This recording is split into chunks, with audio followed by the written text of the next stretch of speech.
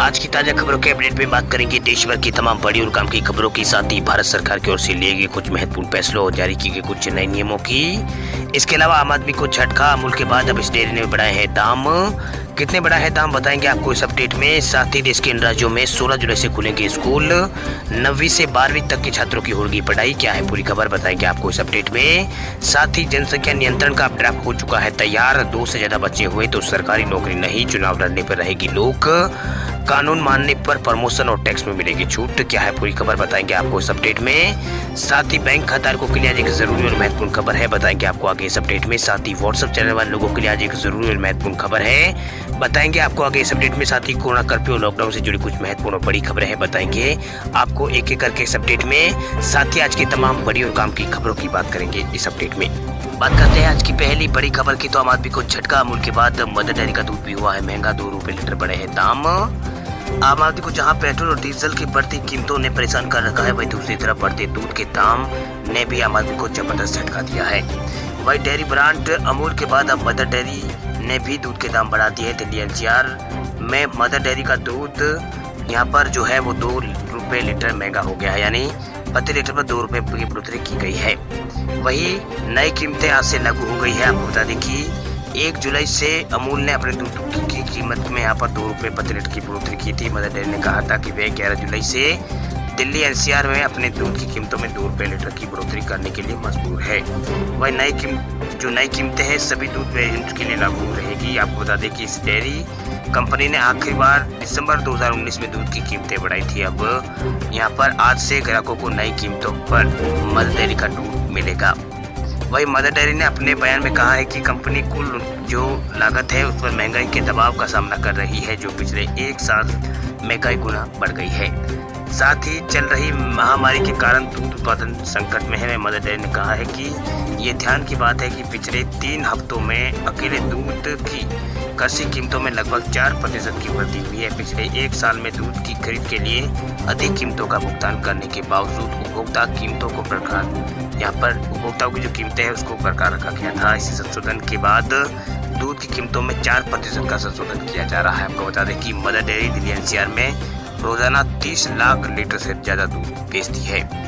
चलिए बात करते हैं अगली खबर की। उत्तर प्रदेश में जनसंख्या नियंत्रण का ड्राफ्ट तैयार। 2 से ज्यादा बच्चे हुए तो सरकारी नौकरी नहीं, चुनाव लड़ने पर भी रहेगी रोक। कानून मानने पर प्रमोशन और टैक्स में होगी छूट। उत्तर प्रदेश की योगी सरकार ने जनसंख्या नियंत्रण कानून का ड्राफ्ट तैयार कर लिया है। राज्य विधि आयोग के अध्यक्ष जस्टिस आदित्यनाथ मित्तल ने इसे तैयार किया है। यदि ये ड्राफ्ट कानून में बदला तो यूपी में भविष्य में जिनके 2 से ज्यादा बच्चे होंगे उन्हें सरकारी नौकरी नहीं मिलेगी। ऐसे लोग कभी चुनाव भी नहीं लड़ पाएंगे, उन्हें सरकारी योजनाओं का लाभ भी नहीं मिलेगा। विधि आयोग का दावा है कि अनियंत्रित जनसंख्या के कारण पूरी व्यवस्था प्रभावित हो रही है। आयोग ने ड्राफ्ट पर 19 जुलाई तक जनता से राय मांगी है। इससे पहले लव जिहाद कानून का ड्राफ्ट भी आदित्यनाथ मित्तल ने ही तैयार किया था। वही इस ड्राफ्ट की कुछ बड़ी बातें हम आपको बता देते हैं। 2 से अधिक बच्चों पर अभिभावकों को सरकारी नौकरी नहीं मिलेगी। इसके अलावा स्थानीय निकाय और पंचायत चुनाव भी यहाँ पर नहीं लड़ सकेंगे। राशन कार्ड में भी 4 से अधिक सदस्यों के नाम नहीं लिखे जाएंगे। वही 21 साल से अधिक उम्र के युवक और 18 साल से अधिक उम्र की युवतियों पर यह एक्ट लागू होगा। वही जनसंख्या नियंत्रण से संबंधित पाठ्यक्रम स्कूल में पढ़ाई जाने का सुझाव भी दिया गया है। वही कानून लागू होने के बाद यदि किसी महिला को दूसरी यहाँ पर प्रेगनेंसी में जुड़वा बच्चे होते हैं तो वह कानून के दायरे में नहीं आएगा। वही तीसरे बच्चे को गोद लेने पर रोक नहीं रहेगी। यदि किसी के 2 बच्चे यहाँ पर निःशक्त है तो उसे तीसरी संतान पर होने वाली सुविधाओं से वंचित नहीं किया जाएगा। वही सरकारी कर्मचारियों को शपथ पत्र में देना होगा कि वे इस कानून का उल्लंघन नहीं करेंगे। चलिए बात करते हैं अगली खबर की। तो हरियाणा सरकार का बड़ा फैसला, 16 जुलाई से खुलेंगे स्कूल। 9वीं से 12वीं तक के छात्रों की लगेगी क्लास। हरियाणा में कोरोना के मामले कम होते देख सरकार ने बड़ा फैसला लिया है। सरकार ने प्रदेश में बंद स्कूलों को यहाँ पर खोलने का फैसला किया है। वही हरियाणा के शिक्षा विभाग ने 16 जुलाई से प्रदेश में 9वीं से 12वीं तक के छात्रों के लिए क्लासेस शुरू करने की घोषणा की है। इसी के साथ ही 23 जुलाई से 6ठी से 8वीं तक के बच्चों के लिए कक्षाएं लगना शुरू हो जाएगी। इसी के साथ ही ऑनलाइन होने वाली पढ़ाई को भी सरकार ने जारी रखने का निर्देश दिया है। वही सरकार की ओर से कहा गया है कि स्कूल खुलने पर बच्चों को क्लास में भेजना है या नहीं, इसके जो अनुमति है वो अभिभावकों पर यहाँ पर ये फैसला अभिभावक ले सकते हैं। साथ ही बच्चों को स्कूल आने में कोई यहाँ पर बाध्यता नहीं है। वहीं मुख्यमंत्री मनोहर लाल खट्टर ने गुरुवार को राष्ट्रीय शिक्षा नीति को लेकर एक खास समीक्षा बैठक की थी, जिसमें स्कूलों को दोबारा खोलने को लेकर बातचीत की गई।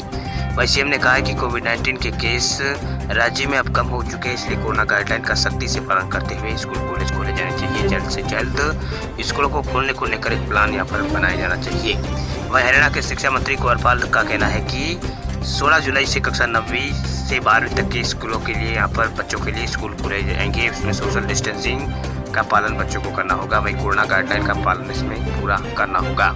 चलिए बात करते हैं अगली खबर की। तो बैंक ऑफ इंडिया के ग्राहकों के लिए अलर्ट, रविवार रात 9 बजे तक ये सर्विस रहेगी बंद। अगर आप भी सार्वजनिक क्षेत्र के बैंक ऑफ इंडिया के ग्राहक हैं तो आपके लिए जरूरी खबर है। बैंक की इंटरनेट बैंकिंग सर्विस रविवार रात 9 बजे तक काम नहीं करेगी। बैंक की ओर से ट्वीट करके ये जानकारी दी गई। ऐसे में अगर आपका कोई जरूरी काम है, डिजिटल लेन देन वगैरह है, तो जल्दी से आप पूरा कर लें। वही बैंक ऑफ इंडिया ने ट्वीट करके अपने ग्राहकों को जानकारी दी है कि जिन ग्राहकों का पीपीएफ खाता है उनका पैसा रविवार 11 जुलाई 2021 को रात 9 बजे तक जमा नहीं हो सकेगा। इसके अलावा बैंक ने उसकी कुछ और सेवा को यहाँ पर बंद रहने की बात यहाँ पर कही है। इनमें यहाँ पर एसआई और एससीएसएस और आरबीआई बॉन्ड सेटलमेंट और सीबीडीटी चालान इत्यादि इसमें शामिल है। इंटरनेट बैंकिंग के माध्यम से ऊपर बताई गई सर्विस 10 जुलाई 2021 को 12:45 से लेकर 11 जुलाई को रात 9 बजे तक ये सेवा बंद रहेगी। ये बैंक खाताधारकों के लिए बहुत ही जरूरी और महत्वपूर्ण खबर है। इसके अलावा देश के सबसे बड़े सरकारी बैंक भारतीय स्टेट बैंक ने भी अपने ग्राहकों को ट्वीट करके इस बारे में जानकारी दी है कि मेंटेनेंस एक्टिविटी के चलते 10 जुलाई रात 10:45 से लगाकर 11 जुलाई सुबह 12:15 तक इंटरनेट बैंकिंग येनो यूपीआई और येनो लाइट सर्विसेज काम नहीं करेगी। अब बात करते हैं अगली खबर की। तो व्हाट्सएप यूजर्स के लिए अच्छी खबर, अब फोटो सेंड करने पर आपकी फोटो की क्वालिटी नहीं होगी खराब। हर साइज का फोटो भेज पाएंगे आप व्हाट्सएप पर। व्हाट्सएप के मैसेजिंग ऐप पर फोटो भेजने पर उसकी इमेज क्वालिटी कम हो जाती थी। 64 मेगापिक्सल जैसे हाई क्वालिटी कैमरे से खींची गई फोटो भी कम क्वालिटी की हो जाती थी, लेकिन इसमें कुछ जल्द ही बदलाव देखने को आपको मिलेगा। वही व्हाट्सएप इस फीचर को सुधार करने वाला है, इससे हाई क्वालिटी में आप फोटो भेज सकेंगे। हालांकि इसकी जो लॉन्चिंग डेट है फिलहाल व्हाट्सएप ने नहीं बताई है। ये जानकारी ट्विटर पर वीए बीटा यहाँ पर WA बीटा इन्फो के अकाउंट पर यहाँ पर दी गई है, जो फेसबुक ऐप पर अपडेट देते हुए फीचर या फिर किसी बदलाव को ट्रैक करता रहता है।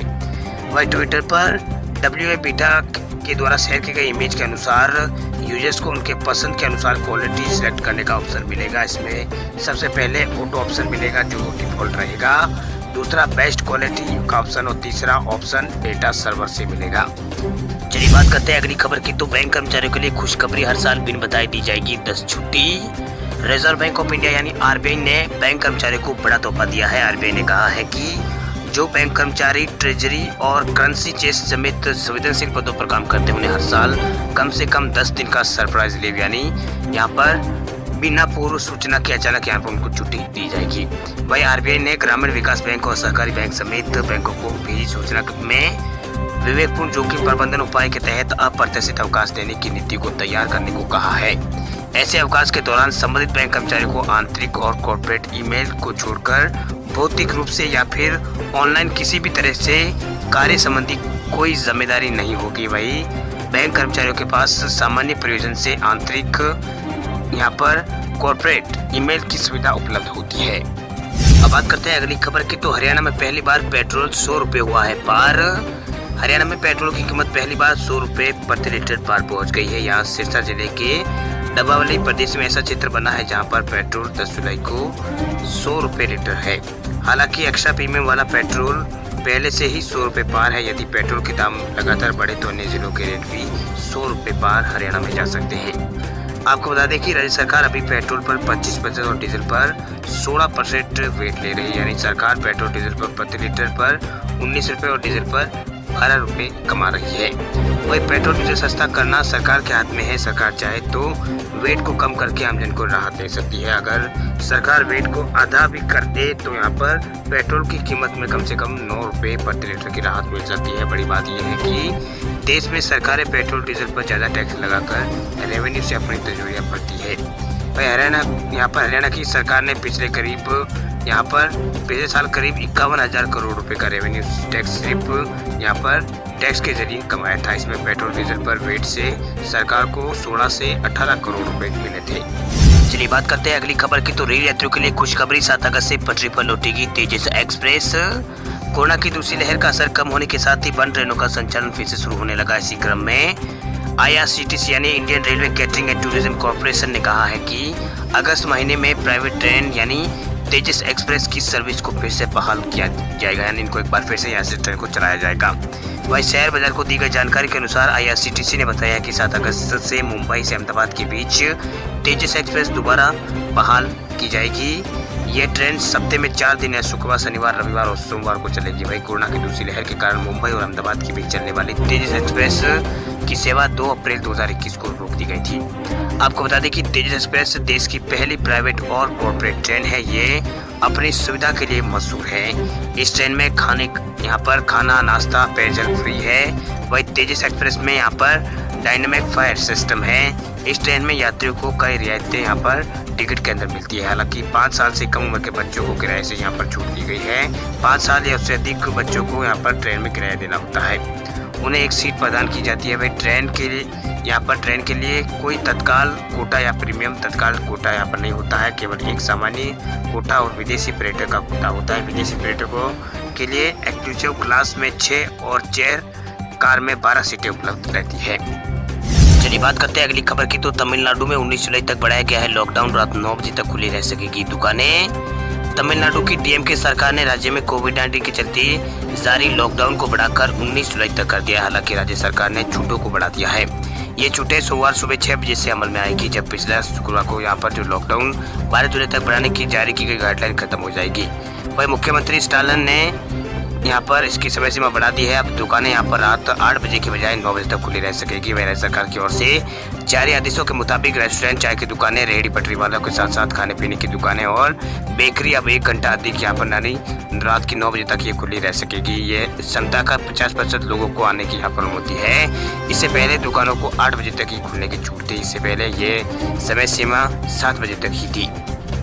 वहीं तमिलनाडु में कोरोना के नए मरीजों की संख्या में गिरावट आ रही है। स्वास्थ्य विभाग के बुलेटिन के अनुसार पिछले 24 घंटों में यहाँ पर कुल 3039 नए मामले सामने आए, जबकि राज्य में कोरोना के चलते 69 लोगों की मौत हुई है। इसके साथ ही राज्य में अब तक आए कोविड-19 संक्रमण के जो टोटल मामले हैं वो 25,13,000 के पार हो गए हैं। बात करते हैं अगली खबर की। तो कोरोना से मौतों का आंकड़ा देश में बढ़ा। 12 दिनों बाद 1,000 से ज्यादा लोगों की हुई है मौत। भारत में कोरोना महामारी का संकट अभी टला नहीं। हर दिन 40,000 से ज्यादा नए केस सामने आ रहे हैं। वहीं 12 दिनों बाद कोरोना की मौतों का आंकड़ा भी भारत में 1,000 से ज्यादा आया है। वही स्वास्थ्य मंत्रालय के ताजा आंकड़ों के अनुसार पिछले 24 घंटों में भारत में 42,767 नए कोरोना के केस आए हैं। वहीं 1206 संक्रमितों की जान चली गई है। इससे पहले 26 जून को 1258 संक्रमितों की जान गई थी। वहीं पिछले 24 घंटों में 45,000 से अधिक लोग कोरोना से ठीक भी हुए हैं। यानी भारत में 3,794 एक्टिव केस पिछले 24 घंटों में कम हुआ है। वही ये लगातार 32वां दिन है जब भारत में कोरोना के केस 1 लाख से कम और नए कोरोना केस के मामले कम आए हैं। वही कोरोना एक्टिव केस अब भारत में 5 लाख से नीचे आ चुके हैं। वर्तमान में 4,55,033 एक्टिव केस है भारत के अंदर फिलहाल। वही भारत में अब तक 4,07,000 से अधिक लोगों की मौत हो चुकी है। वही कुल 2 करोड़ 99 लाख से अधिक लोग ठीक भी हो चुके हैं। वही भारत में 7,55,716 संक्रमित लोग टोटल हो चुके हैं। वही स्वास्थ्य मंत्रालय के आंकड़ों के अनुसार यहाँ पर 9 जुलाई तक देश भर में 37 crore 21 lakh corona vaccine dose दिए गए, जबकि बीते दिन भारत में 30,55,802 टीके लगाए गए। वहीं भारतीय चिकित्सा अनुसंधान परिषद यानी आईसीएमआर के अनुसार अब तक करीब 43 करोड़ कोरोना टेस्ट भारत में किए जा चुके हैं। करीब 18 लाख कोरोना टेस्ट कल किए गए थे। वही देश में रिकवरी रेट लगातार बढ़ रहा है। सत्याग्रह के बीच में ये आ गया है। वही मृत्यु दर भारत में 1.32% है। वही भारत कुल संक्रमितों की संख्या के मामले में अभी भी दूसरे स्थान पर है, जबकि दुनिया में अमेरिका, ब्राजील के बाद सबसे ज्यादा मौतें भारत में हुई है। वही महाराष्ट्र में पिछले 24 घंटों में 8,000 से अधिक नए मामले सामने आए हैं। पंजाब में 165 आए हैं। यूपी में 90 नए मामले सामने आए तो गुजरात में 56 नए मामले सामने आए हैं। मध्य प्रदेश में 29 नए मामले पिछले 24 घंटों में सामने आए हैं। चलिए बात कर लेते हैं गोल्ड सिल्वर के वीकली अपडेट की। 2 हफ्ते फिर बढ़ी है सोने की चमक, लेकिन चांदी 1,000 रुपए से ज्यादा सस्ती होकर 69,000 के नीचे आई। पिछले एक हफ्ते के बाद इस हफ्ते में भी सोने की चमक बढ़ी है। हालांकि चांदी इस हफ्ते थोड़ी सस्ती हुई है। वहीं ज्वेलर्स संगठन Indian Boolean and jewellers association की वेबसाइट के अनुसार इस हफ्ते सोना यहाँ पर 838 रुपये महंगा होकर ये 47,863 रुपये प्रति 10 ग्राम पहुँच गया। वही हफ्ते से पहले सोना जो यहाँ पर 47,000 के आसपास था। वही एक्सपर्ट के अनुसार आने वाले दिनों में सोने के दाम और यहाँ पर बढ़ सकते हैं, यानी महंगा हो सकता है सोना। वही चांदी के दामों में गिरावट आई है। यहाँ पर इस चांदी की जो कीमत एक हफ्ते के अंदर यहाँ पर 1,000 से भी ज़्यादा चांदी सस्ती हुई है। 68,789 रुपये पर पहुँच गई है।